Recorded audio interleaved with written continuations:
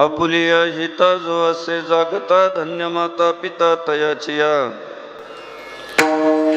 कुळी कन्या पुत्र होती जे सात्विक तयाचा हरिक वाटे देवा गीता भागवत करीते श्रवण गीता भागवत करीते श्रवण अखंड चिंतन विठोबाचे कुळी कन्या पुत्र होती जे सात्विक तयाचा हरिक वाटे देवा तुका म्हणे मज घडो त्यांची सेवा तुका म्हणे मज घडो त्यांची सेवा तरी माझ्या दैवा पार नाही कुळी कन्या पुत्र होती जे सात्विक तयाचा हरिक वाटे देवा विठ्ठल विठ्ठल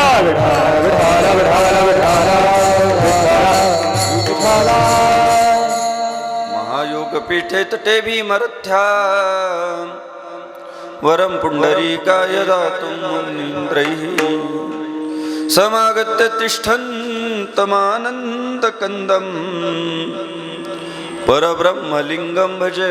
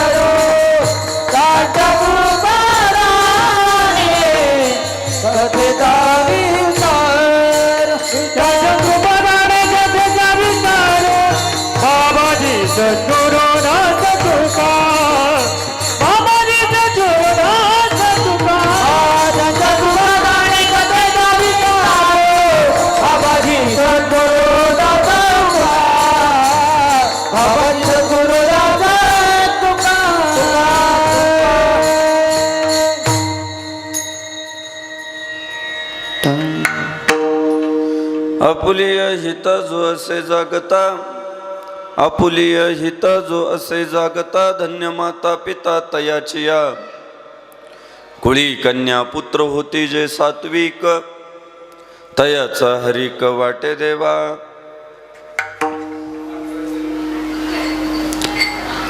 जवळ जवळ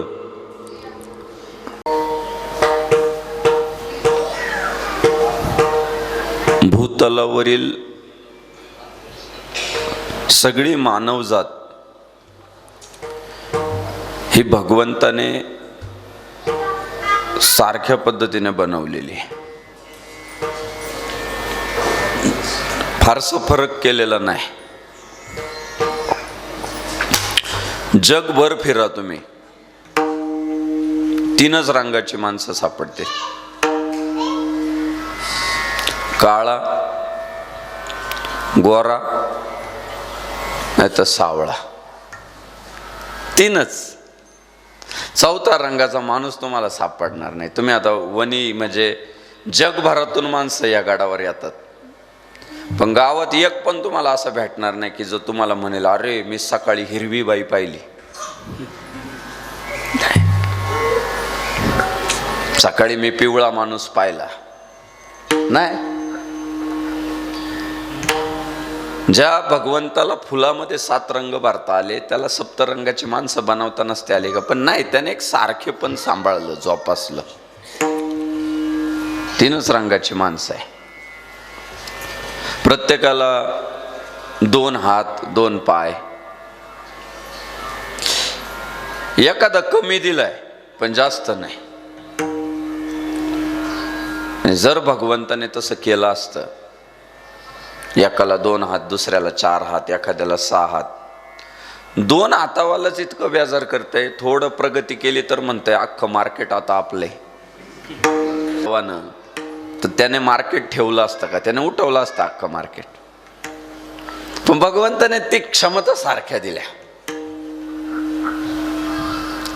प्रत्येकाला 2 हात, 2 पाय, कान, नाक, डोळे, सगळं भगवंताने व्यक्तिमत्व असं सारख्या पद्धतीने बनवलं.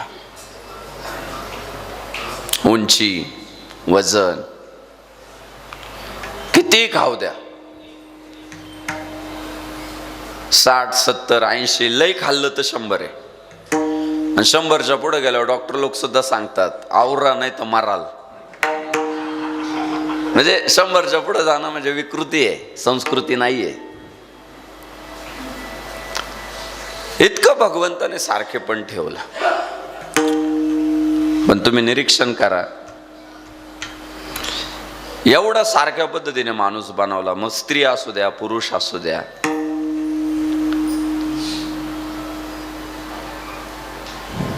सारख्या पद्धतीने माणूस बनवला, पण प्रत्येकाची ओळख मात्र भिन्न आहे. ते पूर्वीच्या चित्रपटांमध्ये लय आपला बुद्धिभेद केला, दिशाभूल केली. ते ठेचायचं, हे देख माझं पण रक्त लाल आहे, तुझं पण रक्त लाल आहे, मग काय फरक आहे आपल्यात? दिशाभूल होती ती. रक्तच लाल नाही, हात सारखेचे, पाय सारखेचे, रंग सारखेचे, व्यक्तिमत्व, शरीर सारखीचे. त्याला चिरा पाडून रक्त काढायचं मग आम्ही सारखे असं म्हणण्यात अर्थ नाही. अर्थात रक्ताच्या रंगावरनं माणसाची गुणवत्ता ठरवता येत नाही, तर बुद्धीच्या गुणवत्तेवरनं माणसाची योग्यता ठरवावी लागते. रक्त तर सगळ्यांचे सारखेच आहे हो, विचार भिन्न भिन्न आहे. म्हणजे माणसाची ओळख ही हात, पाय, कान, नाक, डोळ्यावर नाहीच आहे. उद्या मी म्हटलो पंतप्रधानांचं माझं रक्त सेम आहे, मी पंतप्रधान, जमल का? ती योग्यता त्यांनी मिळवली. राष्ट्रपतीचं माझं रक्त लालच आहे, काय आमच्यात फरक आहे? मी राष्ट्रपती. रक्ताने नाही ठरत, ते गुणवत्तेने ठरता, योग्यतेने ठरता. तुमचे विचार कसे? म्हणून हिंदू धर्मातील साधू संतांचा सर्वात मोठा फोकस जर कशावर आहे तर तो विचारांवर आहे. सर्वात मोठा फोकस. काय करायला लावला तुम्हाला? आम्हाला सारासार विचार करायला लावला. सारासार विचार करा, उठा उठी, म्हणजे विचार करायला प्रवृत्त केले. इतर प्राण्यांमध्ये माणसामध्ये जर फरक महत्वाचा काय? आहार, निद्रा, भय, मैथून, हे तर सगळ्या प्राण्यांमध्ये सारखं आहे.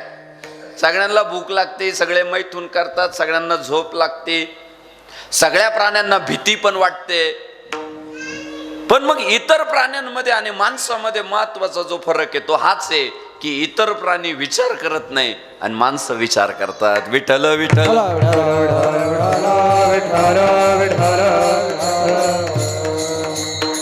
माणसं विचार करतात आणि संतांनी त्यावर मोठं काम केलं.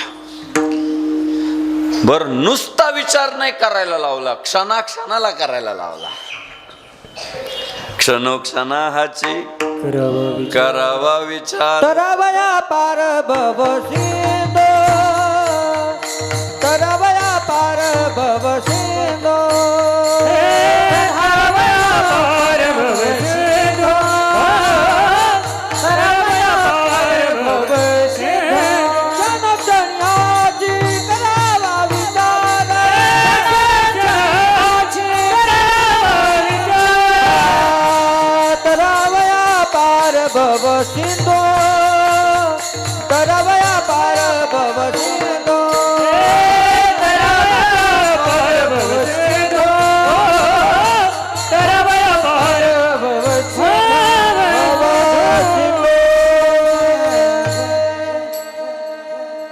क्षणोक्षणाची करावा विचार, तरावया पार भव सिंधू. विचार करायला भाग पाडले. कारण विचारा वाचून न पविजे समाधान. विचार जर केला नाही तर तुम्हाला समाधान मिळू. बदल केला का काहीतरी? आत्ता बदल केला काय? चांगला होता आवाज. विचार केल्याशिवाय माणसाची प्रगती होऊ शकत नाही. आणि त्या विचारांवर जर काम करायचं महत्वपूर्ण जबाबदारी कोणी उचलली तर ती संतांनी उचलली. कि परंपरेने साधू संत मायबापांनी वेद मार्गे मुनी गेले, त्याची मार्गे चाललो. वेद मार्गाने जे मुनी गेले, साधू संत गेले, आम्ही वैकुंठवासी आलो ह्याची कारणासी. बोलिले जे ऋषी साच भावे वर्ताया. साधू संत मायबापांनी जे सांगितलं ते प्रबोधन कार्य हे साधू संतांनी सुरू ठेवला. आणि म्हणून आपल्या हिंदू धर्मामध्ये सर्वात थोर जर कोणाला मानलं गेलं तर ते साधूला मानलं गेलं. साधू थोर जाना, साधू थोर जाना, साधू थोर जाना, साधू थोर जाना, साधू थोर जाना, साधू थोर जाना, साधू थोर जाना, साधू थोर जाना, साधू थोर जाना कलियुगी, साधू थोर जाना कलियुगी, साधू थोर जाना कलियुगी, साधू थोर जाना कलियुगी.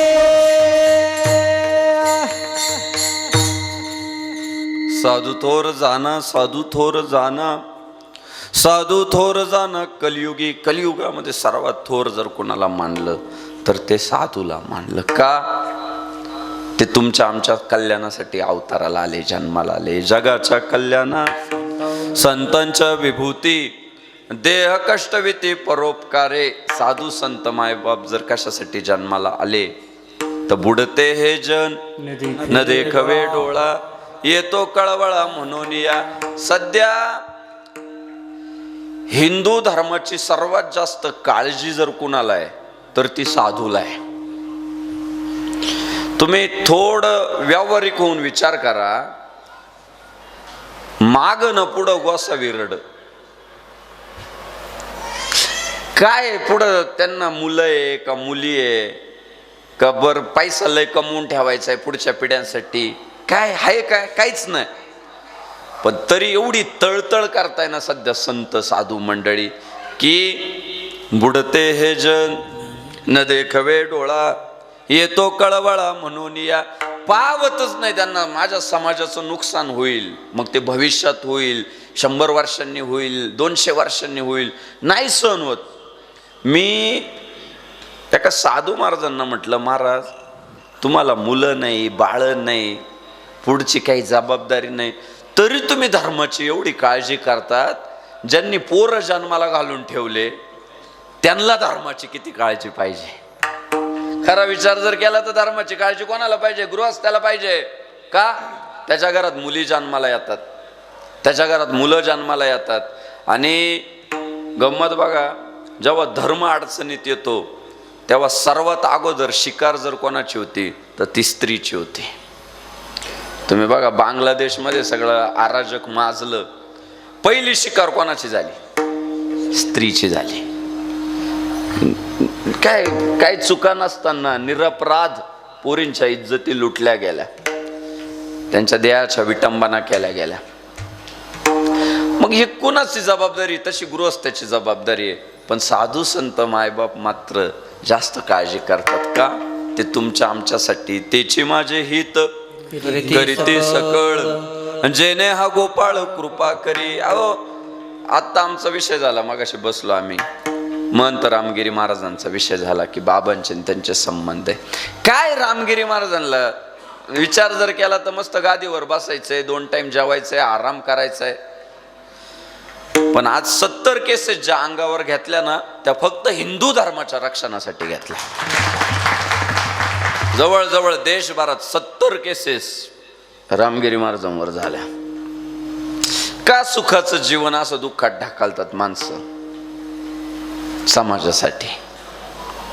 तर समाजाचं हित झालं पाहिजे, समाजाचं कल्याण झालं पाहिजे. आणि वारकरी संप्रदायात बघा ना, भगवान श्री ज्ञानेश्वर महाराजांच्या आयुष्यात तर इतका त्रास झालेला आहे की तेवढं दुःख मला नाही वाटत कोणाच्या वाट्याला येईल. प्रचंड दुःख. म्हणजे आई बापाला देहांत प्रायश्चित्त घ्यावं लागलं. आणि आईबाप सोडून गेल्यानंतर ही पोरं मधुकरी मागण्यासाठी गावात जात होती. तर गावातील काही नराधम लोक त्यांच्या झोळीत शिडी भाकर तर टाकत नव्हते, पण शेण सुद्धा टाकत होते. हा इतिहास आहे. भगवान श्री ज्ञानेश्वर महाराजांच्या झोळीत शेण टाकलं, पण ते ज्ञानेश्वर महाराज म्हणतात सगळं जग सुखी झालं पाहिजे. अवघाची संसार सुखाचा करीन आनंदे भरीन. तिन्ही लोक आनंदे भरीन. तिन्ही लोक आनंदे भरीन. तिन्ही लोक आनंदे भरीन.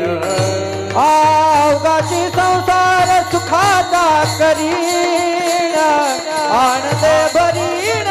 तिन्ही लोक आनंदे भरीन. तिन्ही लोक आनंदे भरीन. तिन्ही लोक संसार सुखाचा करीन आनंदे भरीन. तिन्ही लोक आनंदे भरीन. तिन्ही लोक आनंदे भरीन.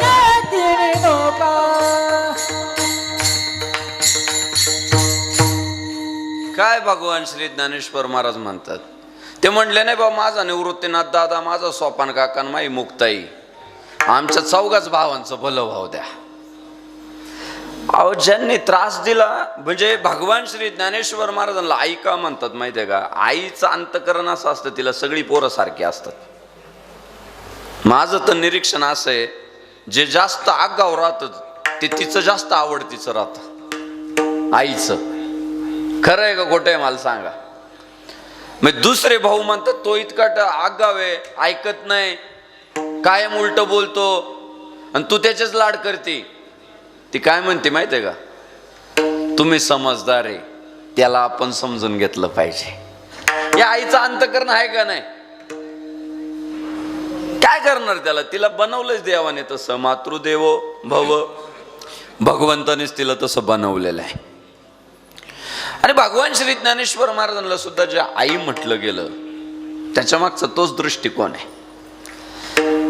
सगळ्यांच्या कल्याणाचीच इच्छा. हो, हे विश्वची माझे घर, ऐसी मती जयाची स्थिर, किंबहुना चराचर आपण झाला.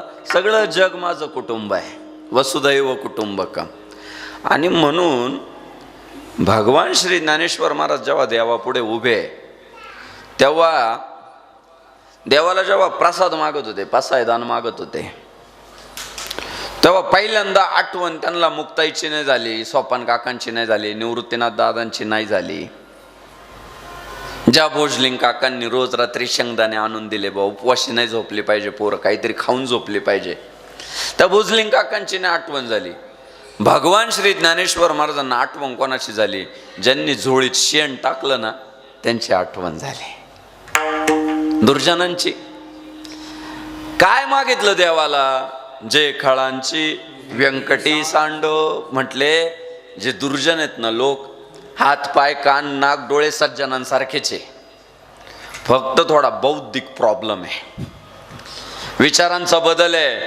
आणि देवाला म्हटले देवा काहीच नाही रे, त्यांचे जे चुकीचे विचार आहे ना ते तू बदलव, आणि त्यांना सत्कर्म करण्याची इच्छा होते. तया सत्कर्मी रतीवा. का सत्कर्म करण्याची इच्छा होऊ दे?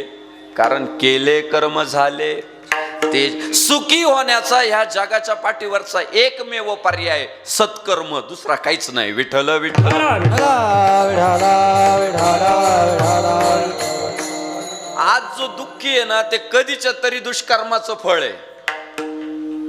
आणि आज जे सुखी आहे ना, कधीतरी जे केलेलं पुण्य आहे, केलेलं पेरलेलं आहे ना, ते त्याचंच फळ आहे. गहनो कर्मना गती. हे कर्माची गती गहन आहे. नाथबाबा तर म्हणतात, केले कर्म झाले तेची भोगा आले, आणि उपजले मेले ऐसे किती. ह्या जगात दुसरं काही जरी नाही माणसाला कळालं, स्त्री असू द्या पुरुष असू द्या, एवढं जरी कळालं ना की शेतात आपण जे पेरू ते उगवणार आहे, तसं जगात आपण जसं वागू तसंच आपल्या बाबतीत घडणार आहे. हा सिद्धांतच आहे कर्माचा. कर्म तुमच्या वाट्याला जे तुम्ही पेरलंय ते तुम्हाला पुन्हा देणारच. ते वैशिष्ट्याचे दादा. आज बघा तुम्ही, काही माणसं श्रीमंत आहे, श्रीमंती मागचं सुद्धा काही कारण आहेत, आपल्याला कळत नाही. आज जगातल्या श्रीमंत उद्योगपतींपैकी एक परिवार अंबानी परिवार आहे. अंबानी.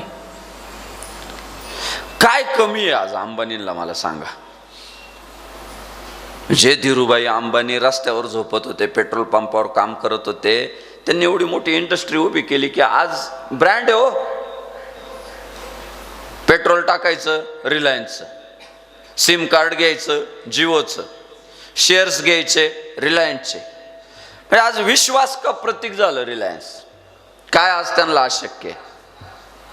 ते माग कधीतरी शाहरुख खानला एका पत्रकारानं विचारलं होतं की आम्हाला आमिर खान, सलमान खान आणि शाहरुख खान तिघं एकत्र नाचताना दिसतील का.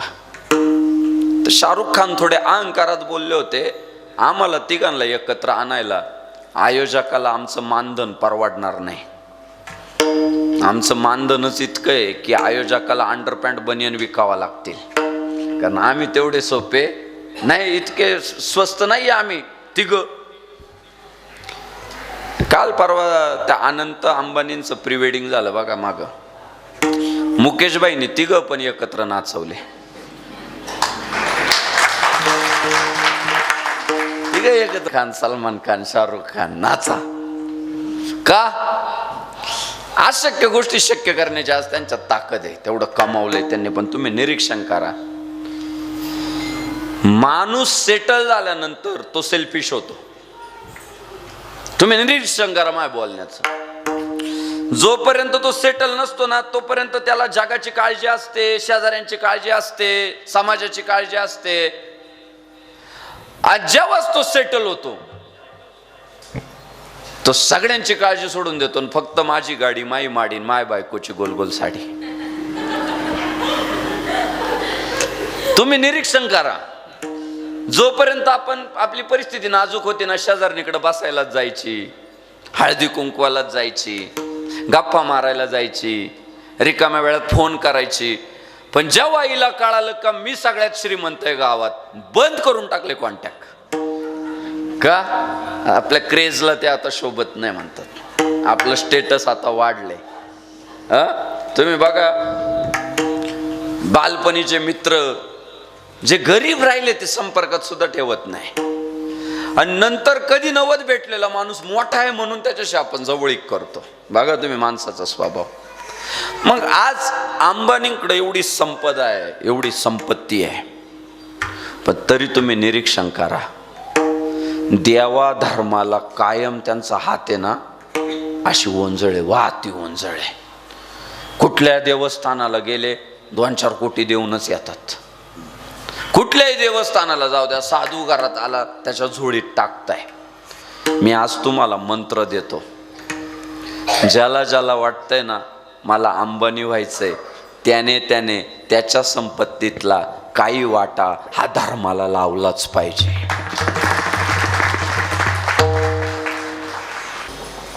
तुम्ही बघा, देऊन बघा तुम्ही. कर्माचा सिद्धांत आहे, दिलेलं तुम्हाला परत भेटणार, ते दुप्पट भेटणार, तिप्पट भेटणार. एका बीजा केला नाश मग मग भोगिले कणी. शेतकरी आहे ना पावसाळ्यात एका बीजाचा त्याग करतो, जाऊ द्या बाबा आता हे नको खायचं नाही, हे वाहून टाकू जमिनीत, त्याग करतो तो एका बियाचा. त्या बियाण्याचा एक असतं त्याग करतं ते, पण त्याचं ते एका बियाचा त्याग त्याला काहीच दिवसांमध्ये कणसाच्या रूपानं भेटतं. एका बियाचा त्याग करतो पण नंतर अख्खं कणीस त्याच्या वाट्याला येतं. आणि मीच सांगत नाही, तपेविन दैवत दिधल्याविन प्राप्त. तप केल्याशिवाय देव भेटू शकत नाही आणि दिल्याशिवाय तुम्हाला प्राप्त होऊ शकत नाही. संपदा, संपत्ती, प्रतिष्ठा, मान सुद्धा पाहिजे असेल ना तर अगोदर समोरच्याला द्यावा लागतो, मग आपल्याला मिळतो. आज सुटा बुटातले 56 इंचाची छाती असलेले नरेंद्रभाई मोदी सगळ्यांना आवडतात. आज जागतिक सेलिब्रिटी बरं नरेंद्र मोदी, जागतिक. आपल्या देशातले किती जळू दे त्यांच्यावर, पण जगभरात नरेंद्र मोदींना जी किंमत आहे ती कुठल्याच पंतप्रधानाला नाही. जागतिक दर्जाचे ते सेलिब्रिटी आहे. आज आपल्याला वाटतं काय राव नरेंद्र मोदींचं लाईफस्टाईल आहे, काय मोठेपण आहे, काय त्यांची ठेप आहे. पण जेव्हा ते बाबरीची आंदोलनं चालू होती ना, की तिथं आमच्या देवाचं मंदिर आहे, बरोबर ना, तिथं आमच्या देवाचं मंदिर आहे, तिथं मंदिरच असलं पाहिजे. आणि लालकृष्ण अडवाणी भागाभागामध्ये भाषणं द्यायचे. तेव्हा कशाच्या सुविधा, या असल्या सुविधा होत्या का तेव्हा? एका हातात माईक आणि एका हातात भोंगा. तुम्ही जुने, मला तो फोटो पाहिला आणि लय मोठं गणित कळालं. लालकृष्ण अडवाणींच्या हातात माईक आहे आणि लालकृष्ण अडवाणींच्या शेजारी नरेंद्रभाई मोदी उभे आहेत, भोंगा असा धरून. असा मोदींनी धरलेला. मला सांगा, एक माणूस असा हात किती वेळ ठेवू शकतो, किती वेळ धरू शकतो? 5 मिनिटं, 10 मिनिटं, किमान भाषण तासभर तर चाललं असेल ना अडवाणी साहेबांचं. तो भोंगा धरलेला आहे नरेंद्र मोदींनी. काय होतं त्या भोंगा धरण्यामागं, काय हेतू असेल बरं? एका कार्यकर्त्यानं त्याच्या नेत्याला दिलेला तो मान होता. एका सामान्य कार्यकर्त्यानं त्याच्या नेत्याला तो दिलेला मान होता आणि त्या मानाची परतफेड कशी झाली पा, देशाचा पंतप्रधानच झाला कार्यकर्ता. मी काल धर्मवीर पाहिला चित्रपट रात्री. सगळ्यांना विनंती आहे माझी, हात जोडून विनंती आहे, आपल्या हिंदूंना आपलं हितच कळेना. जाऊ द्या आम्हाला शिव्या द्या, पण मी तुम्हाला एक विनंती करतो, तुमच्या डोक्यातला पक्ष काढून टाका. तुम्हाला कोणता नेता आवडतो ते पण डोक्यातून काढून टाका. आणि मी म्हणतो म्हणून फक्त आहे ना, मी हिंदू आहे आणि म्हणून मला धर्मवीर 2 पाहिला पाहिजे, ह्या भावनेने थिएटरमध्ये जा आणि धर्मवीर 2 बघा. जेव्हा चित्रपट संपेल ना तेव्हा तुमच्यातलं हिंदुत्व जागृत झालेलं असेल, तुमच्यातलं हिंदुत्व जागृत होईल. तुम्ही नास्तिक असू द्या, हिंदू धर्माला शिव्या देणारे असू द्या, कोणत्याही नेत्याचे पाय चाटणारे असू द्या, कोणत्याही पक्षाचं तुमच्याकडं पद असू द्या, पण एकदा तुम्ही जर धर्मवीर 2 पाहून आले आणि त्याच्यातली हिंदू हृदय सम्राट बाळासाहेब ठाकरेंची हिंदुत्वनिष्ठा, त्याच्यातली धर्मवीर आनंद दिघे साहेबांची हिंदुत्वनिष्ठा आणि त्या चित्रपटातील मुख्यमंत्री एकनाथराव शिंदे साहेबांची हिंदुत्वनिष्ठा आपण पाहिली, चित्रपट सरते शेवटी मनात एकच विचार येतो, या जगात फक्त हिंदुत्ववादी म्हणून जगण्यात अर्थ आहे. या जगात फक्त हिंदुत्ववादी होऊन जगण्यातच अर्थ आहे, हे चित्रपट सरते शेवटी कळतं. पण दुर्दैव आहे आपलं, आपल्याला सैराट पाहायला आवडतं. आज जर विचारलं ना बसलेल्यांपैकी किती लोकांनी सैराट पाहिला, 95% लोक हात वर करतात पाहिला. पण बसलेल्या लोकांना विचारलं ना, काश्मीर फाईल्स किती लोकांनी पाहिला? 3% लोक हात वर करतात. द केरळा स्टोरी किती लोकांनी पाहिला? 3% लोक हात करतात. 97% लोक हातच वर करत नाही. आज सर्वात जास्त आपल्याला काम जर कशाचं करावं लागेल तर हिंदूंना हिंदू असल्याची जाणीव करून देणं, हेच आपल्याला मोठं काम करा. आज हिंदू, मी हिंदू आहे हेच विसरलाय. म्हणून तो धर्मांतरित होतोय, म्हणून तो लव जिहादचा बळी पडतोय. आज तुम्ही काम करताय आदिवासी भागांमध्ये जाऊन, अभिषेक भाऊ, का करावं लागतंय माहितीये? तिथली लोक त्यांचं हिंदुत्व विसरले म्हणून तुम्हाला कष्ट करावे लागतंय. जेव्हा त्यांच्यातलं हिंदुत्व जागृत होईल ना, तेव्हा ते धर्मांतरित नाही होणार. हे जे येतात ना धर्मांतरण करायला, त्यांना नागडे करून हाणतील आपली लोक. फक्त ते लाचार नाही झाले पाहिजे, त्यांचा हात असा नाही पाहिजे, ती धर्मनिष्ठ. म्हणून धर्मवीर 2 बघा, ती गरज आहे. त्यामध्ये मी ते एकनाथराव शिंदे साहेब पाहिले काल. रिक्षा चालवायची पोट पाण्यासाठी, उरलेल्या वेळामध्ये हिंदुत्वाच्या बळकटीकरणासाठी काम करायचं. आनंद दिघे साहेबांच्या माग माग माग चालत राहायचं. ते म्हणतील तिकडं जात राहायचं. झालं ना मुख्यमंत्री बाई. अहो हे कर्मा रिटर्न आहे. अहो हे कर्मा रिटर्न आहे. कर्माचा सिद्धांत जबरदस्त आहे. आज प्रत्येक आईबाप वृद्धाश्रमात आहे का? प्रत्येक आईबाप वृद्धाश्रमात आहे का? मला सांगा.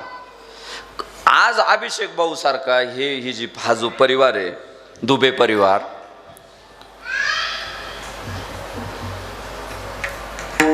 आज त्यांचे वडील बघायला नाहीये.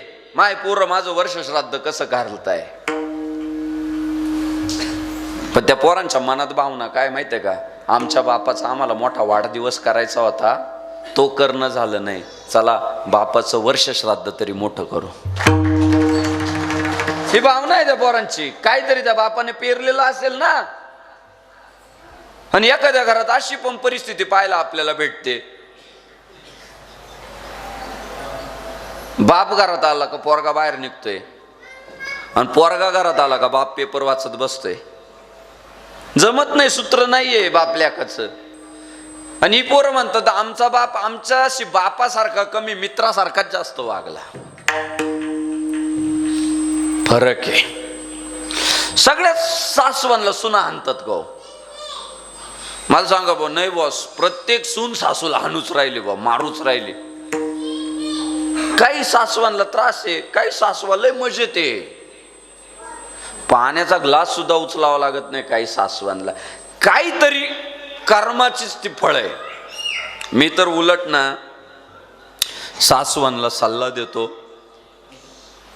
बाकी जगाशी तुम्ही कसं पण वागा, पण सुनांशी तुम्ही नीटच वागा. कारण तुम्हाला सांगतो, ह्या बाकीचे जे तुमचे नातेवाईक आहे ना, ते लय भामटे. तुमचा शेवट जर कोण करणार आहे तर ती सुनबाईच करणार आहे. ह्या बाकीच्या ज्या तुमच्या मैत्रिणी ना, या तुम्ही जेव्हा म्हाताऱ्या होतात आणि खाट्यावर पडतात, तेव्हा फक्त 5 वाला पार्लेजी घेऊन येतात.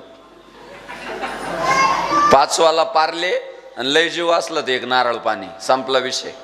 आणि 1.5 तास तुम्हाला लेक्चर देतात. अजून म्हातारी झाली का, धीर नको सोडू, अजून लय जागायचंय तुला. आणि 1.5 तास लेक्चर देता देता अर्धा बिस्किट पुडा त्याच उडावतात भेटायला आलेल्या. कारण ही आजारी असते, हिला गिळत नाही. अर्धा बिस्किट पुडा ते उडावते.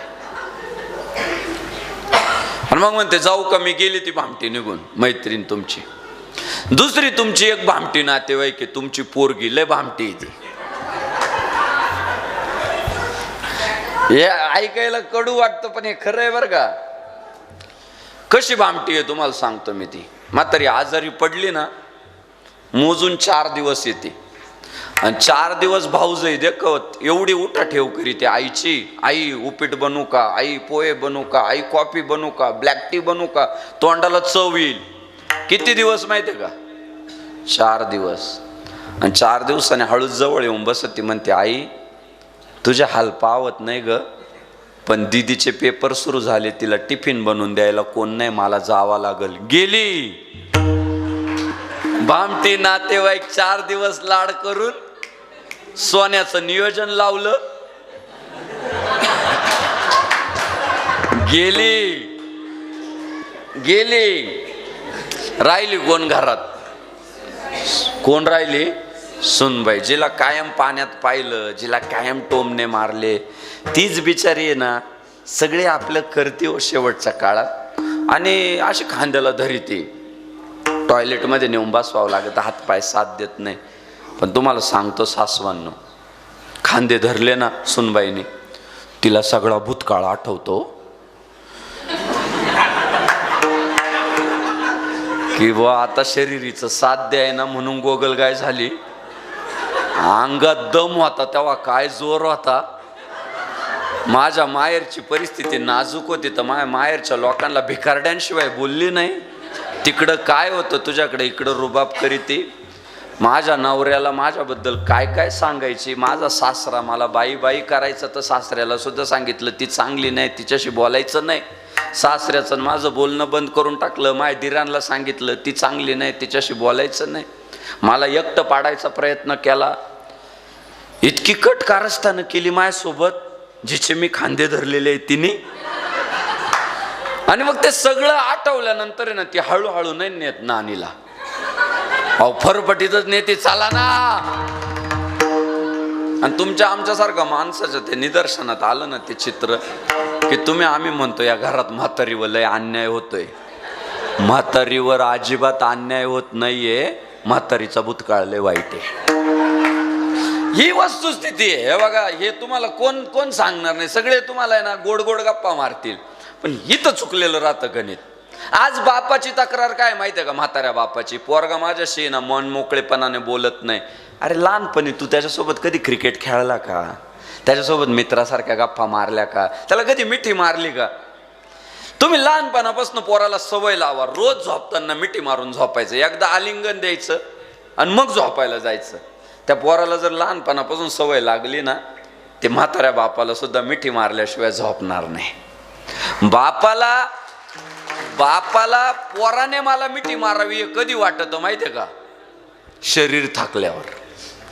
जेव्हा बापाचं शरीर चांगलं राहतं तेव्हा कायम त्याला टोमण्याचे, फक्त कायम त्याला शिव्याचे. त्याला कळत नाही, तो नीट वागत नाही, ते सारखं तेच.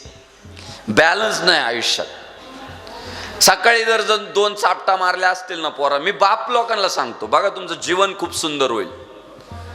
लहान लेकराला जर सकाळी 2 चापटा मारलेल्या असल्या ना शिस्त लावण्यासाठी, संध्याकाळी घरी जाताना त्याला कॅडबरीज घेऊन जा. काय होईल माहितीये का? त्या 2 चापटी आहे ना त्याच्या आयुष्याला शिस्त लावतील, आणि ती कॅडबरी आहे ना तुमच्याबद्दल प्रेम निर्माण करेल. मागच्या पिढ्यांमध्ये या चुका झाल्या. फटके द्यायला अजिबात मागं सरले नाही, आणि कॅडबरी न्यायची कधी त्यांना आठवणच राहिले नाही. हे बघा तुम्ही, चुकली ही गणित बाप लोकांची. आणि कर्माचा सिद्धांत आहे हेच. त्या संभाजीनगरमध्ये दादा तुमच्यासारखंच, म्हणजे आज मला जो अभिमान वाटतोय की एवढ्या प्रतिकूल परिस्थितीमध्ये नाही करत वा. आजकाल कोण लोक प्रॅक्टिकल झाले, खूप प्रॅक्टिकल झाले. काय तुम्हाला छोटेखानी एखादा कार्यक्रम, पण काय या दुबे परिवाराची भावना काय माहितीये का? की कार्यक्रमात चुकून पण चूक राहता कामा नाही. कीर्तनकार ब्रँडेडच पाहिजे. आता नाही भेटला तो भाग वेगळा, पण कीर्तनकार ब्रँडेडच पाहिजे. गायक वादक ब्रँडेडच पाहिजे. विनेकरी सुद्धा ब्रँडेड पाहिजे. साऊंड सिस्टीम ब्रँडेडच पाहिजे. आणि एवढं सगळं असून सुद्धा श्रोते सुद्धा ब्रँडेड पाहिजे. म्हणून परिसरातल्या सगळ्या पाहुण्या रावळ्यांना, मित्र परिवाराला निमंत्रण दिली की आमच्या बापाचं वर्ष श्राद्ध आहे, तुम्ही आलं पाहिजे. म्हणून आज कीर्तनाला श्रोते सुद्धा ब्रँडेड आहे.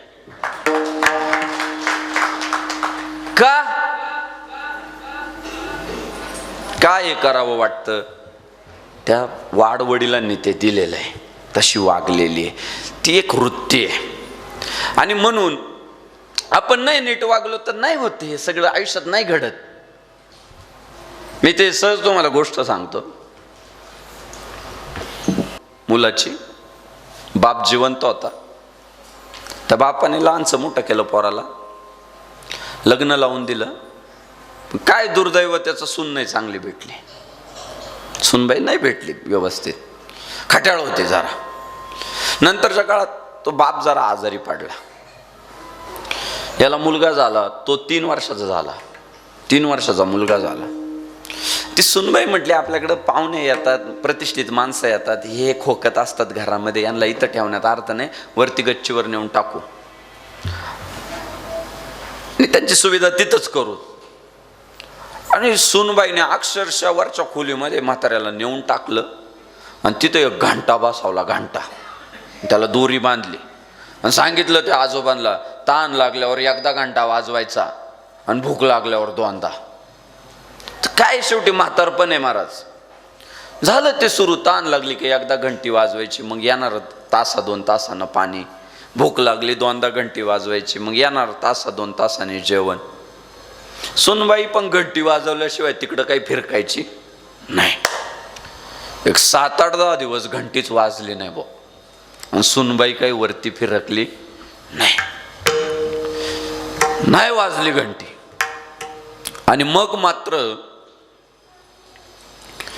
एक दिवस त्या मुलाला आठवण आली, अगं बाबांना सगळं चालू आहे ना, जेवण पाणी. अहो म्हटले, काय झालं काय माहिती, त्यांना भूकच लागत नाही. सुनबाई म्हटली. मुलाला संशय आला, झप झप झप पायऱ्या चढत वरती चढला पायऱ्यांनी. आणि वरती जाऊन पाहतो तर बाप मरून पडलेला. आणि जिथे घंटा टांगलेली होती तिथं घंटा नव्हती. हाक मारली, अगं वरती ये, अनर्थ झाला. म्हटले, घंटाच नाहीये इथं, वाजल कशी? तुझं काम होतं येऊन जाऊन बघायचं. अहो म्हणे, घंटा कोणी काढली? पण ते तर जास्त काही फिरत नव्हते, काय नाही, घंटा काढली कोणी? आणि म्हणून ती घंटी शोधायला लागले. पलंगाखाली एक जण पाहते, कपाटाखाली एक जण बघते, घंटा काही सापड्याना. तेवढ्यात ते 3 वर्षाचं पोरगं आलं वरती पळत. ते आई बापाला त्याने विचारलं, आई बाबा काय शोधताय? तो बाप म्हणाला, बाळा इथे एक घंटा टांगलेली होती, ती घंटा सापडत नाही, घंटा कुठे? तो म्हटलं, मी ठेवली की कपाटात. ते नातू काय म्हटलं म्हाताऱ्याचं, याचं पोरग, मी ठेवली की ती घंटा कपाटात. तो बाप म्हटला, घंटा कपाटात कशाला ठेवली? म्हटला, तुमच्या वेळी नवीन कशाला आणायची, हीच कामाला येईल. काय? आणि म्हणून ज्ञानेश्वर महाराज म्हटले की कर्म तुम्हाला परत फिरून येणार आहे. आणि म्हणून माऊलींनी काय मागणं मागावं जगासाठी, तया सत्कर्मी रती वाढो आणि भूता परस्परे पडो मैत्र जीवाचे. आणि म्हणून सगळ्यांमध्ये प्रेम नांदावं, या भूमिकेतून साधू संतांनी काम केलं. आणि त्यासाठी मग सगळ्याच संतांनी मोठ्या प्रमाणात काम करायला सुरुवात केली. वाड्या वस्त्या पिंजून काढल्या, सर्वांना सांगितलं, आता तरी पुढे हाची उपदेश नका करू नाश आयुष्याचा. बाबा आता तुम्ही आयुष्याचा नाश करू नका, तुम्ही ना सत्कर्म करा तुमच्या जीवनामध्ये. आणि सत्कर्म करण्यासाठी जे धर्मानं सांगितलंय, यतो धर्मस ततो जयः, जे धर्मानं सांगितलंय ते तुम्ही धर्मानं वागा.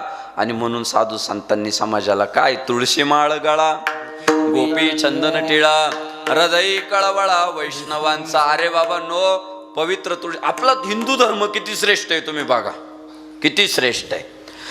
प्रत्येक प्रथेमाग काहीतरी विज्ञान आहे. नुसती अंधश्रद्धा म्हणून चालले घेऊन प्यार रक्त. ते एका धर्मात रक्तच पाजतात ना लोकांना. तर मला कळत नाही, कसाही माणूस असला तरी मेला तर 2-4 तासात वास यायला सुरुवात होतोय. हे हजारो वर्षाचं रक्त कसं शिल्लक आहे काय कळा ना बा मला. तर काही विज्ञानाच्या कोणत्याच कसोटीवर बसत नाही ना ते.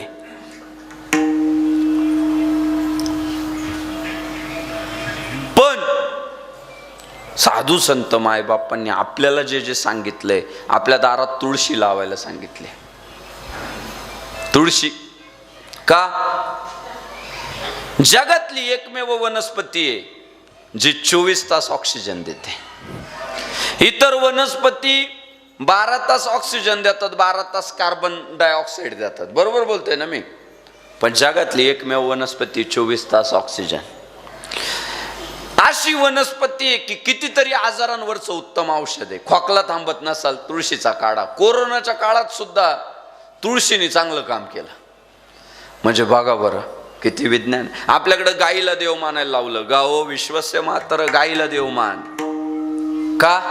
ती गाय तुमच्या शेताचं भरण पोषण करते आणि परिवाराचं पण भरण पोषण करते. तिचं शेण गोमूत्र हे शेताच्या उपयोगाचं आणि तिचं दूध परिवाराच्या उपयोगाचं. बरोबर आहे का नाही महाराज? म्हणजे गाय सुद्धा त्याच्या मागं बघा वैज्ञानिक कसा दृष्टिकोन. कपाळाला टिळा लावायला सांगितला का? आज्ञाचक्र इथं. आणि आपण दगडाची पूजा करतो, पाण्याची पूजा करतो, अग्नीची पूजा करतोय. अरे पण ज्या शरीरात परमात्मा नटलाय त्या देहाची सुद्धा पूजा झाली पाहिजे म्हणून टिळा लावतोय आपण. किती या छोट्या छोट्या गोष्टी. तुळशी, गोपीचंदन टिळा, आम्हा व्रत एकादशी. 15 दिवसातून एक उपवास केला पाहिजे माणसाने म्हणून एकादशीचा उपवास करायला सांगे. बरोबर 15 दिवसांनी येते बघा एकादशी. मग किती आपला धर्म थोर आहे बघा ना तुम्ही. किती त्याच्या मागं वैज्ञानिक सगळे सिद्धांत आहे. पण तरी आपल्याला उमजत नाही. लय मोठी अडचण आहे. आता मी कीर्तनातून आहे ना बोंबलून दमलो का कपाळाला टिळे लावा, कपाळाला टिळे लावा, कपाळाला टिळे लावा. तेवढ्या पुरतं ऐकून घेतात आणि पुन्हा जे वागायचं तेच वागणार. परवा एकाला मी म्हटलं, अरे मी किती माय कीर्तन ऐकले तू, किमान 5 कीर्तन ऐकले म्हटलं माझे तू, अजून पण कपाळाला टिळा लावत नाही, काय कारण आहे? ते हसत हसत मला म्हणालं, मी सायन्सला आहे.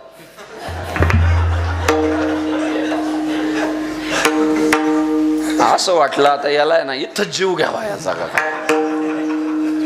त्याला म्हटलं गदाड्या सायन्सला आहे, वर तोंड करून सांगतो, हुशार आहे ना म्हणजे तू.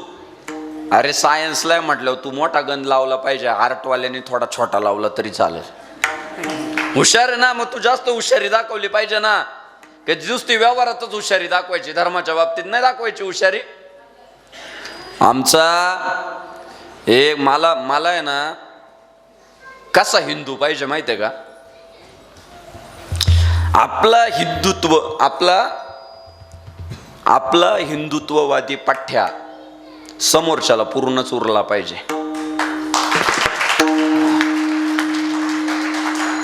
तुम्हाला सांगतो,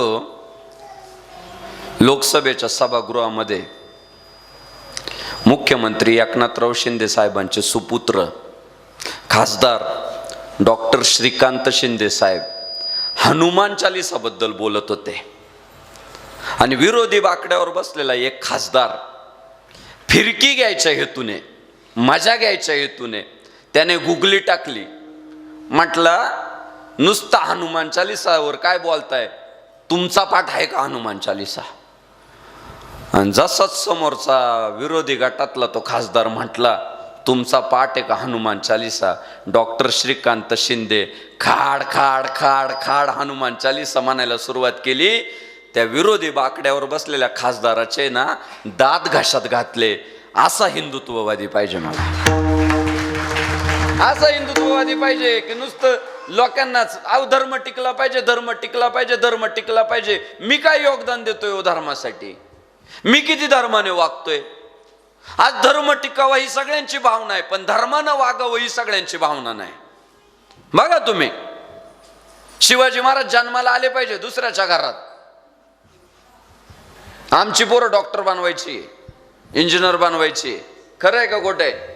आम्ही कसे जगू, बाकीच्यांनी धर्म सांभाळावा, ही वृत्ती कुठंतरी संपली पाहिजे. आपली लोक इतकी जागरूक पाहिजे, इतकी जागरूक पाहिजे. तुम्ही बघा आज काल परवापासून त्या संभाजीनगरचं ते MIMचं इम्तियाज जलील तिरंगा रॅली काढली म्हटलं मी. आणि रामगिरी महाराजांवर कारवाई झाली पाहिजे, नितेश राणे साहेबांवर कारवाई झाली पाहिजे. का? तर ते कायद्याचं उल्लंघन करताय. आणि म्हणून मी मुख्यमंत्री एकनाथराव शिंदे साहेबांना, देवेंद्र फडणवीस साहेबांना संविधान द्यायला मुंबईला चाललो.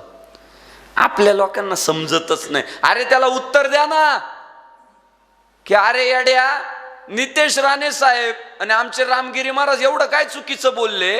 तू ज्या पक्षाचं काम करतोय तो MIMचा नेता ओवेसी काय म्हणाला, 15 मिनिटासाठी पोलीस प्रशासन बाजूला करा, मग हिंदूंची ताकद किती आणि मुसलमानांची ताकद किती हे कळल.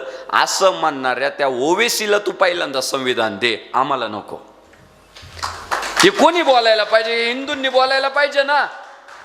पण हिंदूची भूमिका काय झाली माहितीये का? जो खुर्चीवर येतो बगल, जो पदावर येतो बगल, मला काय करायचंय ही भावना तुम्ही पहिल्यांदा फेकून द्या. धर्माचं तुमच्याकडे स्टेटस आलं ना, ते पहिल्यांदा व्हायरल करा. एखादा व्हिडिओ आला आपल्या धर्माच्या विरोधातला, तो पहिल्यांदा पसरावा. अहो मागतो तिकडं कोणतरी आपल्या भगवान श्री रामचंद्र प्रभूंच्या विरोधात बोलला, फक्त हिंदुत्ववादी पोरं शेअर करताय. काहींना माहीतच नाही कोण बोलला आणि काय बोलला. इतकी झोपलेली आहे आपली लोक. सजग राहिलं पाहिजे, जागरूक राहिलं पाहिजे. आणि म्हणून मात्र साधू संतांनी मग समाजामध्ये फिरायला सुरुवात केली, मोठ्या प्रमाणात काम करायला सुरुवात केली. लोकांना सांगितलं आता तरी सुधरा, कालपर्यंत झालं ते जाऊ द्या, पण उद्यापासून बदल करा तुमच्या जगण्यात. मुखानं राम म्हणा, कपाळाला टिळा लावा, खांद्यावर भगवा राम मिरवा. सुधारले बघ गावातले काही लोक. तर महाराजांनी बरोबर सांगितलं, आपण नीट वागलं पाहिजे, सुधारले. पण त्याच्यानंतर पण काही मुलं ही जगद्गुरु तुकाराम महाराजांना जाऊन भेटले. ते म्हटले, महाराज तुम्ही आले सांगितलं, आता तरी पुढे हाचे उपदेश नका करू ना अशा आयुष्याचा. पण 25% लोक सुधारले, 75% लोकांमध्ये अजून काही सुधारणा नाही. काय प्रॉब्लेम आहे म्हटले? काहींना ॲटिट्यूडच लय हो, लय भाव खातात म्हटले काही लोक. म्हटले काय प्रॉब्लेम आहे त्यांचा? त्यांना मान दिल्याशिवाय कळत नाही म्हटले. काही माणसं काम करतात पण त्यांना लय लोणी लावावं लागत. का? त्यांचा स्वभाव असतो गर्विष्ठ. तुकाराम महाराज म्हटले, अरे धर्मासाठी मी काही पण करायला तयार आहे, चला म्हटले येतो गावात. तुकाराम महाराज परत गावात आले आणि मागच्या वेळी फक्त उपदेश देऊन गेले होते, बाबा नीट वागा. आता काय केलं माहितीये?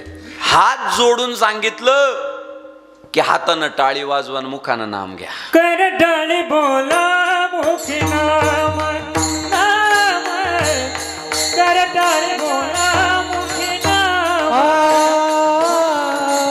कर टाळी बोला मुखी नाम, कर टाळी बोला मुखी नाम. लागून या पाया विनवित तुम्हाला, हो लागून या पाया विनवित तुम्हाला. कर टाळी बोला मुखी नाम, कर टाळी बोला मुखी नाम. लागून या पाया विनवित तुम्हाला, कर टाळी बोला मुखी नाम,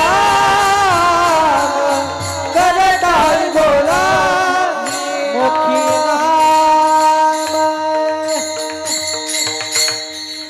जगद्गुरु भगवान श्री तुकाराम महाराज गावात आले आणि पायच धरले डायरेक्ट लोकांचे. म्हटले, बाबांनो तुमच्या पाया पडतो, पण हातानं टाळी वाजवा आणि मुखानं राम म्हणा. पाया पडतो बो. आता काय? मला जर एखादा म्हटला ना, संग्राम बापू माय पाया पडला तर मी मोदीचा कार्यकर्ता होईल, मी नुसता पाया नाही पडणार, त्याचे पाय धुवून पाणी पिईल मी. पाय धुवून आज इतकं प्रेम करताय नरेंद्र मोदींवर. परवा आमची एक मैत्रीण आहे, तिचं लग्न जमलं आणि काय माहित नसतं विचार वगैरे. झालं तिचं लग्न पण झालं. लग्न झाल्यावर तिचा नवरा मोदी विरोधी होता. तिला लग्न झाल्यावर कळालं. तिने एकदा मोदीच्या विरोधातलं वाक्य ऐकलं बा, सहन केलं. त्याला समजून सांगितलं, माझं मोदींवर खूप प्रेम आहे, त्यामुळे तुम्ही मोदींच्या विरोधात नका बोलू बा. पण ते म्हटला मी नवरा तू बायको. ते पुन्हा दुसऱ्यांदा बोललं मोदीच्या विरोधात. तिने दुसऱ्यांदा समजून सांगितलं बा, नका मोदीच्या विरोधात बोलू. ते म्हटलं मी नवरा ती बायको आहे. ते तिसऱ्यांदा बोललं आणि तिसऱ्यांदा बोलल्यावर मात्र जी बॅग भरली, डायरेक्ट माहेरी. डायरेक्ट माहेरी म्हटली, जातच नाही. आणि ते मिटवायला विषय आला माझ्याकडं.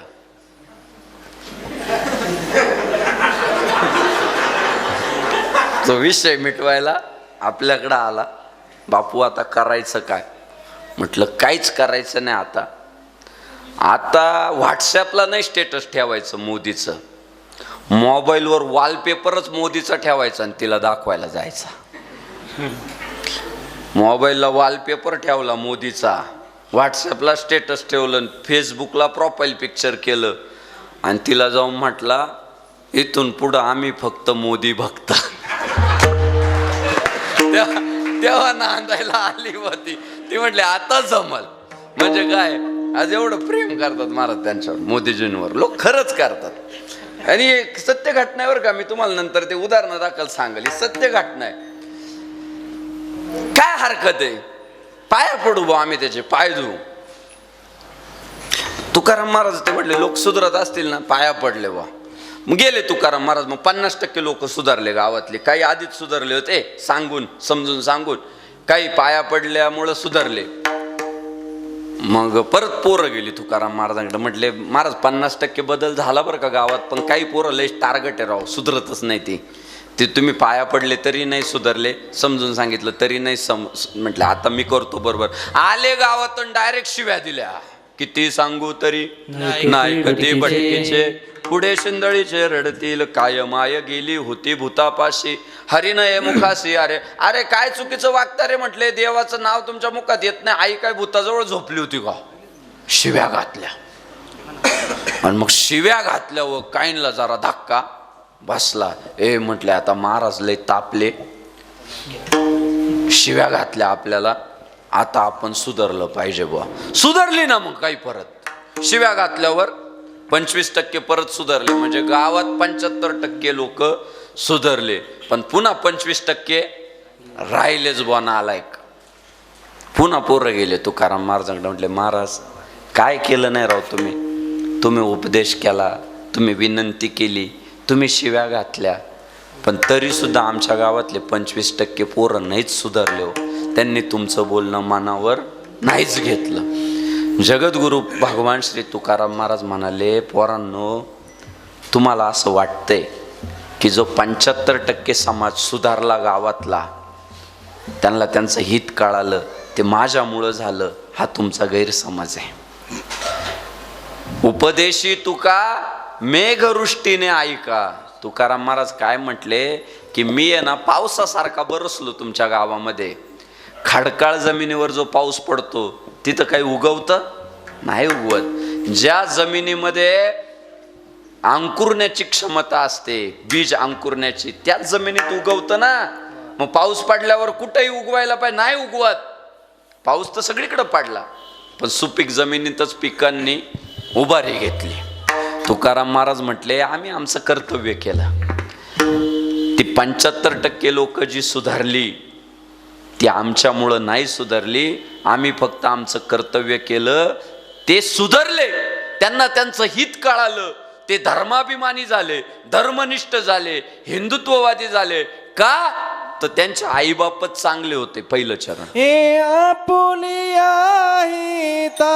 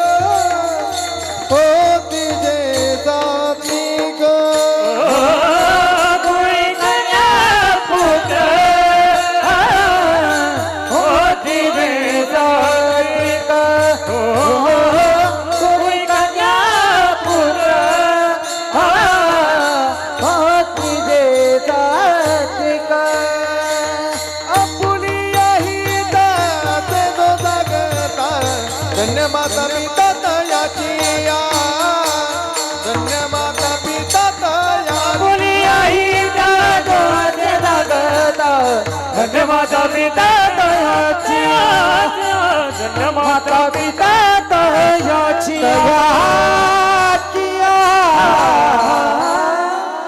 विठ्ठल विठ्ठल विठ्ठला अंग विठ्ठला विठ्ठल विठ्ठल विठ्ठला पांडुरंग विठ्ठला विठ्ठल विठ्ठल विठ्ठला रखुमाई विठ्ठला विठ्ठल विठ्ठल विठ्ठला रखुमाई विठ्ठला विठ्ठल विठ्ठल विठ्ठला सप्तशृंगी माता विठ्ठल विठ्ठल विठ्ठला सप्तशृंगी माता विठ्ठला विठ्ठल विठ्ठल विठ्ठला जय श्री राम विठ्ठला विठ्ठल विठ्ठल विठ्ठला जय श्री राम विठ्ठला भूपती राघव राजा राम पतित पावन सीता रघुपति राघव राजा पतित पावन सीता रघुपति राघव राजा राम पतित पावन सीताराम रघुपति राघव राजा राम पतित पावन सीताराम राम आएंगे आएंगे राम आएंगे राम आएंगे आएंगे राम आएंगे मेरे जन्मों के सारे पाप मिट जाएंगे राम आएंगे मेरे जन्मों के पाप सारे धुल जाएंगे राम आएंगे राम आएंगे तो अंगना सजाऊंगी राम आएंगे जो अंगना सजाऊंगी दीप जला के दिवाली मैं मनाऊंगी दीप जला के दिवाली में बनाऊंगी मेरे झोपड़ी के बाग आज खुल जाएंगे राम आएंगे मेरे झोपड़ी के बाग आज खुल जाएंगे राम आएंगे हरे राम राम राम हरे हरे हरे कृष्णा कृष्ण कृष्ण हरे हरे हरे राम राम राम हरे हरे हरे कृष्णा कृष्ण कृष्ण हरे हरे अरे भारत का बच्चा बच्चा जय जय श्री राम बोलेगा भारत का बच्चा बच्चा जय जय श्री राम बोलेगा मेरे भारत का बच्चा बच्चा जय जय माता दी बोलेगा मेरे भारत का बच्चा बच्चा जय जय माता दी बोलेगा मेरे भारत का बच्चा बच्चा जय जय शिवराय बोलेगा मेरे भारत का बच्चा बच्चा जय जय शिवराय बोलेगा विठोबा रुकुमाई ढोबार कुमारी ढोबार कुमारी ढोबार ढोबार कुमार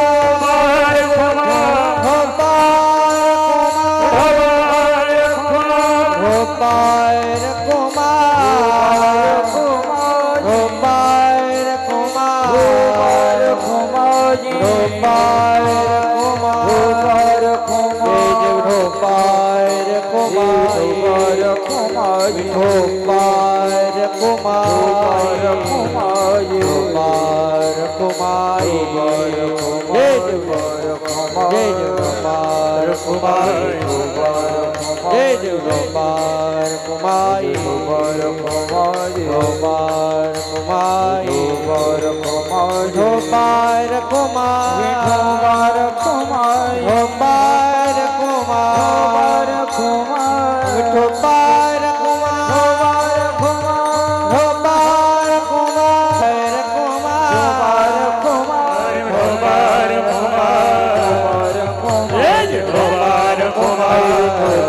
कुमार कुमार अरे विठोबार कुमार अपुलिय हित जो असे जागता धन्य माता पिता तयाचिया. मी म्हणालो ना, आपला हिंदू धर्म हा अंधश्रद्धाळू नाही, हा विज्ञानवादी आहे. जगद्गुरु भगवान श्री तुकाराम महाराज म्हटले की आमच्या बोलण्याचा परिणाम 75% लोकांवर झाला, पण 25% लोकांवर नाही झाला. त्याला काही कारण आहे म्हटले. काय प्रॉब्लेम आहे म्हटले, कंपनी फॉल्ट आहे म्हटले. कंपनी फॉल्ट आहे. आता ते एखादी वस्तू खराब निघाल्यावर आपण तक्रार कोणाला करतो? वस्तूला करतो का? कंपनी. बरोबर आहे का नाही? आणि जगद्गुरु तुकाराम महाराज खूप वैज्ञानिक बोलत आहेत. ते म्हणाले अपुलिया हिता जो असे जागता. आणि त्याचं कारण आम्ही नाही म्हटले, त्याचं कारण त्यांचे आईबाप आहे.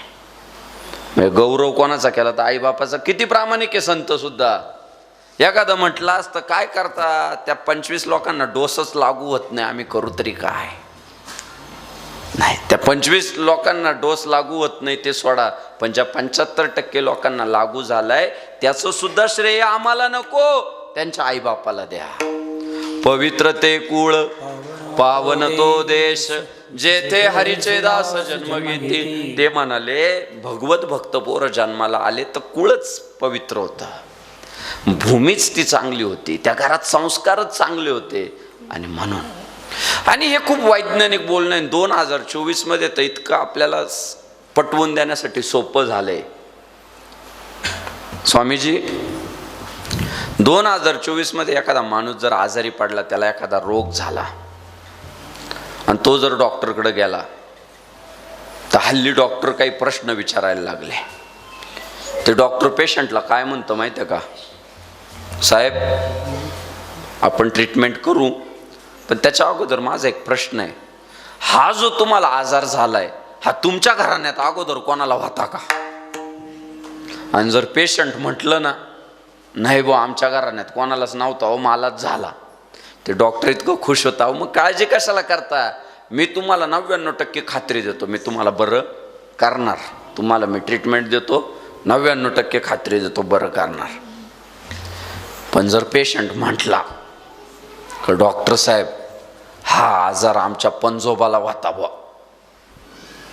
ते डॉक्टर तोंड छोटं करतो. I C. पंजोबाला होता का आजार? साहेब माफ करा, मी तुमच्यावर ट्रीटमेंट करतो, पण मी तुम्हाला खात्री नाही देऊ शकत बुवा तुम्ही बरे व्हालच म्हणून, ह्या रोगातून बाहेर यालच म्हणून. ते पेशंट म्हणतं का? ते डॉक्टर म्हणतात हा रोग तुमच्याकडं अनुवंशिकतेने आलेला आहे, पिढ्यानुपिढ्या हा रोग संक्रमित झालेला आहे आणि हा रोग तुमच्या घराण्यातच आहे. माझा मुद्दा असा आहे की रोग जर अनुवंशिकतेने येऊ शकतो तर संस्कार सुद्धा अनुवंशिकतेने येतात. शुद्ध बीजापोटी फळे रसाळ. अहो, बीज जर शुद्ध असेल तर त्या बीजापासून निर्माण होणारा वृक्ष आणि त्या वृक्षाला लागणारी फळं ही मधुरच येणार. बीज बोये बबूल का आम कहा से खाय. लावले बाबळीचं बी आणि म्हणताय आंबे कधी येतील. अरे बीज ते बाबळीच आहे. आणि बघा निसर्ग बघा कसा आहे, सावली देणारी मधुर फळं देणारी झाडं लावावी लागतात. नुसती लावून पण चालत नाही, त्यांची निगा इतकी राखावी लागते. शेळ्या मेंढ्यांपासून त्यांना धोका असतो, सारखी काळजी घ्यावी लागते. ऊन वाऱ्या पावसापासून त्यांचं संरक्षण करावं लागतं. तेव्हा ती झाडं वाढतात. पण बाबळी, तुम्ही कधी ऐकलं का सरपंचाच्या वाढदिवसानिमित्त 1000 याड्या बाबळींची लागवड? कधी ऐकलंय असं? कधी? काय काय गरजच नाही. त्या उगवतात, वाढतात, पसरतात. मात्र मधुर फळं देणारी झाडं त्यांचं रोपण करावं लागतं. सावली देणारी झाडं रोपण करावं लागतं. म्हणजे चांगल्यासाठी कष्ट जास्त आहे. तुम्हाला सुशिक्षित व्हायचंय, शिक्षण घ्या. अशिक्षित राहायचंय, झोपून राहा. अशिक्षित राहण्यासाठी काय कष्ट आहे मला सांगा? नाही बा, आता मला अशिक्षित राहायचंय म्हणून लय कष्ट करावं लागलं. काहीच नाही. श्रीमंत होण्यासाठी कष्ट करावे लागतात. गरीब राहण्यासाठी काय करावं लागतं मला सांगा?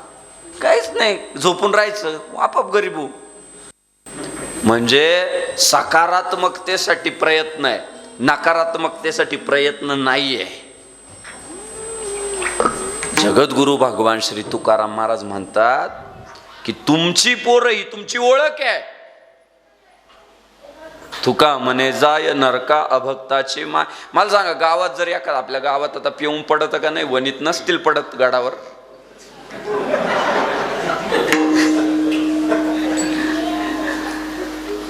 पण एखादं जेव्हा पिऊन पडतंय ना, तेव्हा जाणारी येणारी माणसं म्हणत नाही कोण पिऊन पडला. काय म्हणतात माहितीये का? कोणाच्या घरचं रे?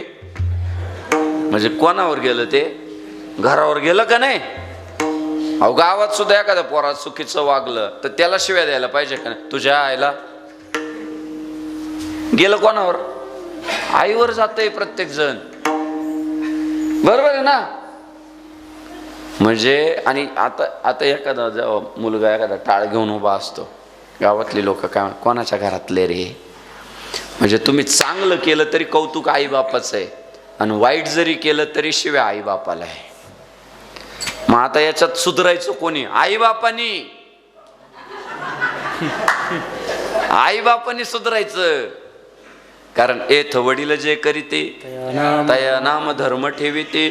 शेवटी वाढ वडील जे वागणार आहे ते पुढची पिढी शिकणार आहे. मी स्वामीजी मुंबईत होतो परवा कीर्तनाला, आणि एका घरी माझी जेवणाची व्यवस्था केली होती. मी घरात त्या गेलो, त्यांनी त्यांचं 3 वर्षाचं पोरगं डायरेक्ट कोंडून ठेवलं होतं. कोंडून. म्हटलं का बरं कोंडून ठेवलं बा? ते वाजवायचं दरवाजा, उघडा उघडा, मला बाहेर काढा. मी म्हटलं अहो, तो दरवाजा वाजवतोय, का त्याला कोंडून ठेवलाय? काढा त्याला बाहेर.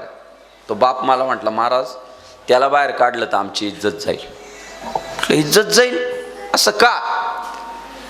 हो काही नाही. म्हटलं महाराज तुम्हाला म्हणून सांगतो, त्या दिवशी त्याच्या आईचे माझे थोडे भांडणं झाले, नवरा बायकोचे आमचे, आणि रागाच्या भरात मी तिला एकदाच माकड तोंडे म्हटलो, आणि त्याने ते ऐकलं.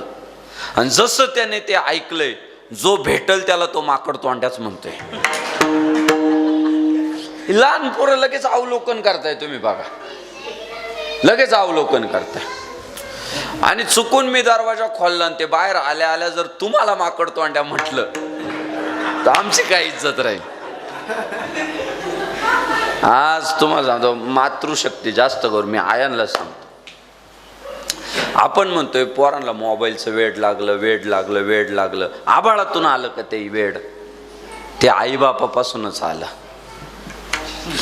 पहिल्यांदा आईला मोबाईलचं वेड लागले, नंतर बाळाला. आईला नाही लागलं असं तुम्हाला वाटतंय? मग किचन मध्ये काय काम आहे मोबाईलचं? फोडणीत टाकायचं आहे का? तुम्ही बघा, मोबाईल किचन मध्ये गेलाय, टॉयलेट मध्ये गेलाय, बाथरूम मध्ये गेलाय. मोबाईल शिवाय माणसाचं जगणंच अशक्य झालंय. आणि तेच पोरं तशाला तसं ते घेताय, आहो तशाला तसं ते शिकताय. म्हणून आई बापाची सर्वात मोठी जबाबदारी काय तर आपल्या पोरांना घडवणं. मला 1-2 महिन्यापूर्वीचा एक सर्वे आलाय, 2 महिन्यात काय घटना घडल्या. तर लहान मुलं थोडी भांडखोर झाली असं लक्षात आलं महाराष्ट्रातली. म्हणजे 10 वर्षाच्या आतली आणि 3 वर्षाच्या पुढची मित्रामित्रांमध्ये भांडताय, भावाभावामध्ये भांडताय, आई बापाशी भांडताय, उलट बोलताय. खूप अभ्यास केल्यानंतर का पोरं अशी चिडचिडी झाली, तर उत्तर सापडलं, बिग बॉसचा परिणाम. तुम्हाला असं वाटतंय बिग बॉस आपण करमणुकीसाठी बघतो, ही पोरं जशाला तसं शिकताय. निक्की कशी बोलती, वर्षाताई कशी बोलती, सूरज कसा बोलतो, आणि पोरं तशी वागायला लागली. मग मैत्रिणीला तसंच बोलणार, आईला तसंच बोलणार, बापाला तसंच बोलणार. मग मला सांगा आपण पोरांना काय दाखवतोय? संतोष भाऊ, आज बरेच लोक म्हणतात या संग्राम भांडारीला झाले काय बुवा धर्म धर्म धर्म. अहो लहान होतो ना तेव्हाच बापानं ना कपाटावर चिकटवलं होतं गर्व से कवा हम हिंदू आहे. आणि ते 5 शिवसैनिक होते. आम्ही ते लहानचे मोठे झालो ना त्यामुळे ते संस्कारातच रक्तात गेलं ते शिरून ते. आणि त्याच्यामुळं मग आता काय कोणतंच औषध चालत नाही. त्याला काय करणार?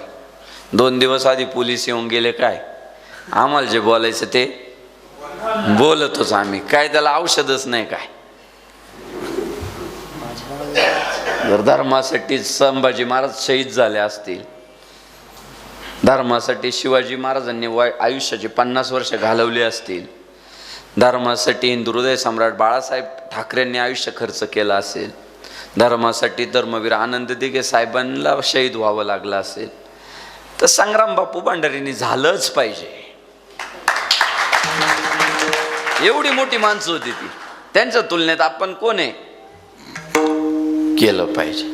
आणि हे सगळं आई बापावर अवलंबून आहे. मी तुम्हाला सांग, आपली सर्वात मोठी जबाबदारी काय?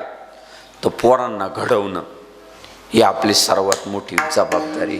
आणि ती जबाबदारी अत्यंत यशस्वीपणे जर कोणी पार पाडली तर ती कैलासवासी राधेश्याम शेटनी पार पाडली.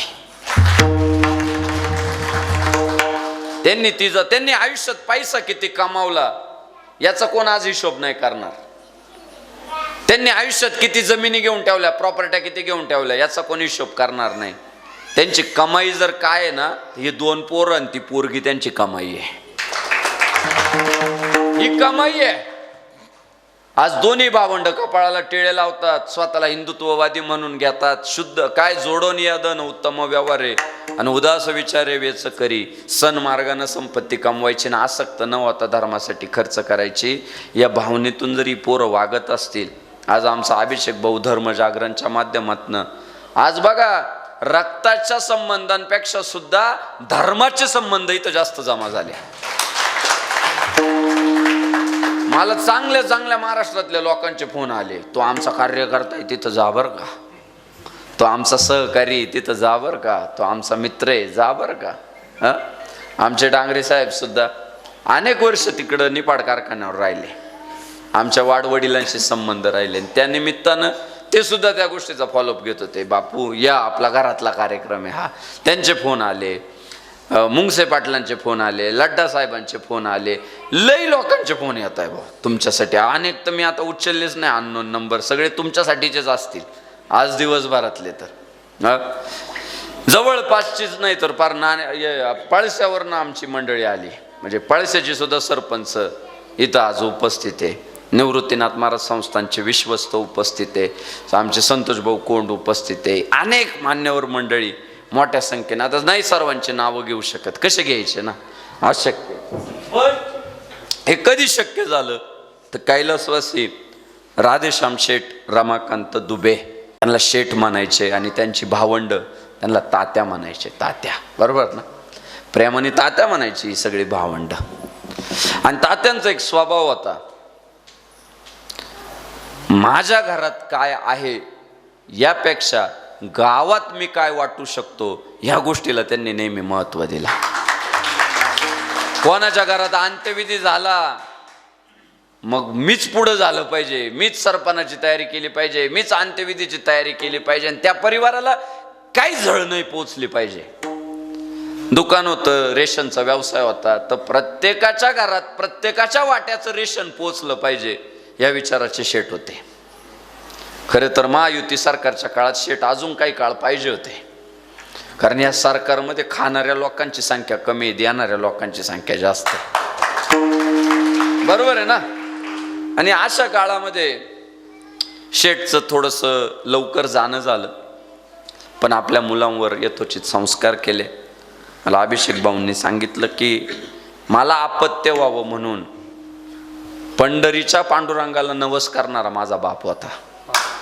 म्हणजे पोराचं चांगलं व्हावं, कल्याण व्हावं म्हणून देवाला नवस कर. आई नवस करते मी आजपर्यंत ऐकलं होतं बरं का, पण पोरासाठी बाप सुद्धा नवस करतो हे दुबे परिवारानं आज सांगितलं. आई तर करत, आई ज्या देवाला जाते त्या देवाला नवसच करून येते, बरोबर आहे का? पण बाप नवस केलेलं शक्यतो ऐकायला नाही मिळत. पण आज पहिल्यांदा मी ऐकतोय की बापानं पोरासाठी नवस करावा आणि आमच्या अभिषेक भाऊला संतती प्राप्ती व्हावी म्हणून पांडुरंगाला नवस केला बरं योगेश महाराज. मोठे बंधू ज्यांनी आम्हाला, आमचे डांगरे साहेब आणि अभिषेक भाऊंचे मोठे बंधू, प्रसिद्ध उद्योगपती, उत्तम व्यावसायिक श्री विनायक दादा राधेश्याम दुबे, अत्यंत चांगल्या प्रकारे देवी मातेचं दर्शन घडवलं, सगळी परिवाराबद्दलची माहिती दिली. हे दोन भाऊ म्हणजे अभिषेक आणि विनायक असं नाहीये, तर हे दोन भाऊ म्हणजे राम आणि लक्ष्मण असं आहे. आता यांच्यात विनायक भाऊ वयाने मोठे, पण अभिषेक भाऊ माझ्यापेक्षा मोठे वाटतात. हे विनायक भाऊने स्वतः मान्य केलं, माझ्यापेक्षा मोठा दिसतो. आणि दोघं भाऊ राम लक्ष्मणासारखं आपापसात प्रेम करतात. आणि मुक्ताईसारखी यांना जी बहीण आहे ती सौभाग्यवती विद्याताई प्रवीण अग्निहोत्री, त्यांच्या मातोश्री अर्थात शेठच्या पत्नी श्रीमती लता राधेश्याम दुबे, त्यांचे बंधू श्री विजयराव रमाकांत दुबे, दुसरे बंधू श्री अजय शेठ रमाकांत दुबे. हा सगळा दुबे परिवार या सप्तशृंगी गडाच्या परिसरामध्ये समाजसेवा करतोय, उत्तम प्रकारे आदर्श समाजापुढे ठेवतोय. मला वाटतं गडावर वर्षश्राद्धाचा असा कार्यक्रम पहिल्यांदा म्हटलं तरी वावगं ठरणार नाही. म्हणजे इतका भव्य आणि इतका समाज जमा करून सगळ्यांची अन्नदानाची व्यवस्था करणारा हा पहिलाच कार्यक्रम. आणि दुबे परिवार ह्या गडावर आदर्शच ठेवत आलाय वेगवेगळे. आणि आज पुन्हा दुबे परिवाराने एक नवा आदर्श गडावर मांडून ठेवलाय. पुढच्या काळामध्ये हा आदर्श घेऊन इतर परिवारांनी सुद्धा धर्मजागरण करावं अशी आपण विनंती करू. दुबे परिवारावर प्रेम करणारी सगळी मान्यवर मंडळी आणि आज या धर्म कीर्तनासाठी गायन साथ करणारे भजन सम्राट रमेश महाराज आखतवाडेकर, भजन सम्राट माधव महाराज बोरसे, भजन सम्राट गोरख महाराज गीते त्र्यंबकेश्वर आणि मृदंग सम्राट हरिभक्तीपरायण ज्ञानेश्वर महाराज मालेगावकर, या सगळ्या मान्यवरांचे, आमच्या वारकरी टाळकरी मंडळींचे, विनेकरी महाराजांचे, सोबदार महाराजांचे, साऊंड सिस्टीमचे, स्वरांजली साऊंड सिस्टीम मोठ्या प्रमाणात काम, मनापासून धन्यवाद.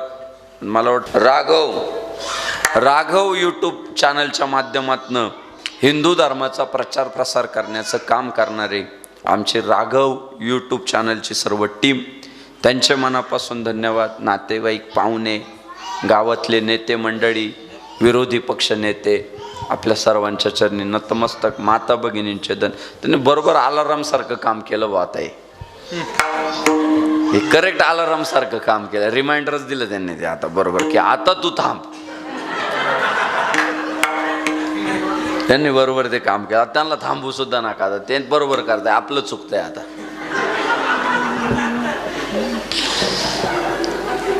असंच प्रेम पुढच्या काळामध्ये या दुबे परिवारावर राहू द्या. एक कीर्तनकार म्हणून तुमच्या चरणी विनंती करेल की दुबे परिवाराचं जे आवडलं ते जगाला सांगा आणि दुबे परिवाराचं जे नाही आवडलं ते दुबे परिवाराला सांगा, एवढी प्रार्थना करतो. आणि उत्तरोत्तर ही बांधिलकी जोपासत राहावी अशी प्रार्थना करतो.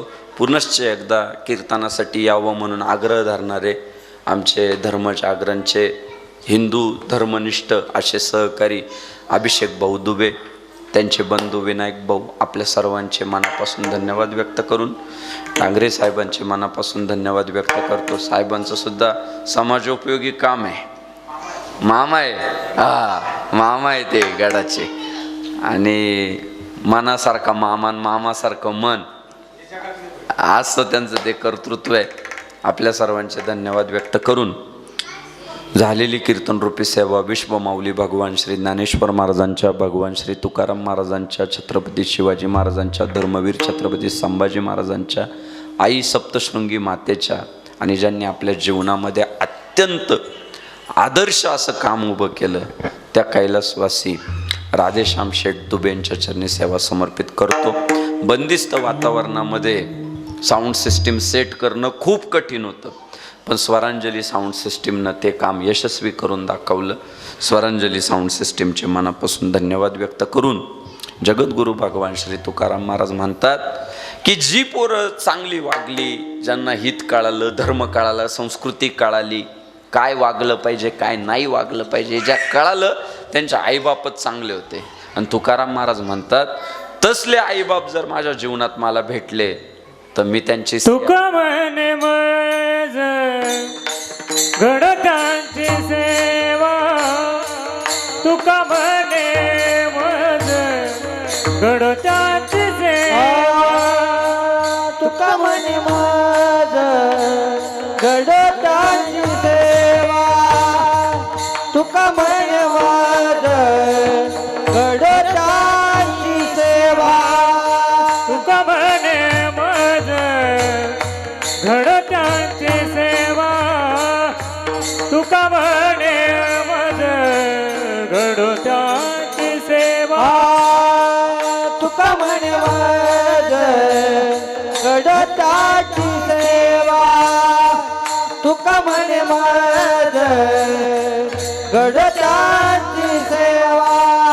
तरी माझ्या देवा पार नाही, तरी माझ्या देवा पार नाही, पुत्र होती दे सात्विक कोणी कन्या पुत्र, होती दे सात्विक परी माझ्या दैवा पार नाही, परी माझ्या दैवा पार नाही. कोणी कन्या पुत्र होती दे सात्विक, तुई कन्या पुत्र होती दे सात्विक.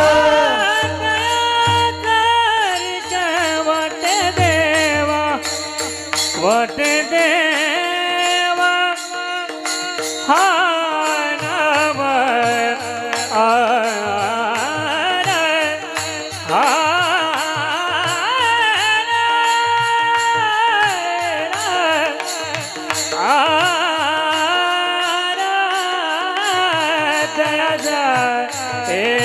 दया हरि गवट देव दया हे दया हरि गवट वट देवा वट देव दया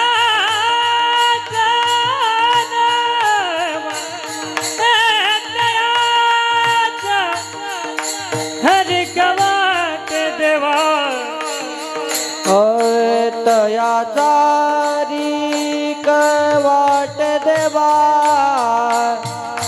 तयाचा हरी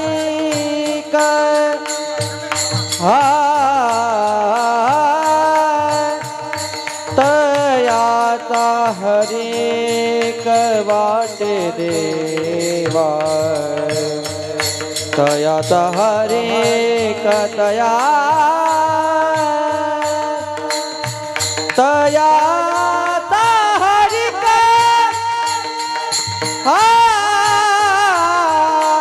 हो तया हरिक बाटे देवा, तया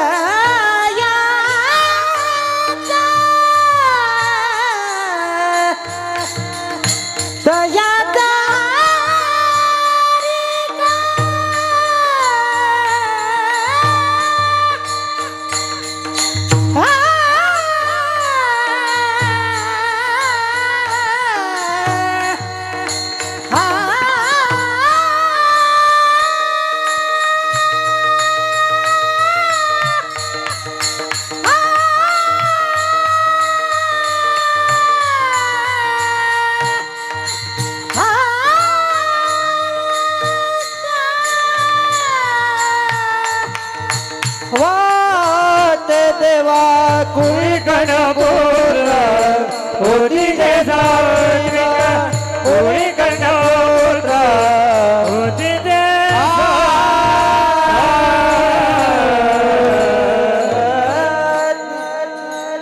झालं कीर्तन संपलं. आम्हाला काही तेवढा अनुभव नाही. म्हटलं काळजी करू नका.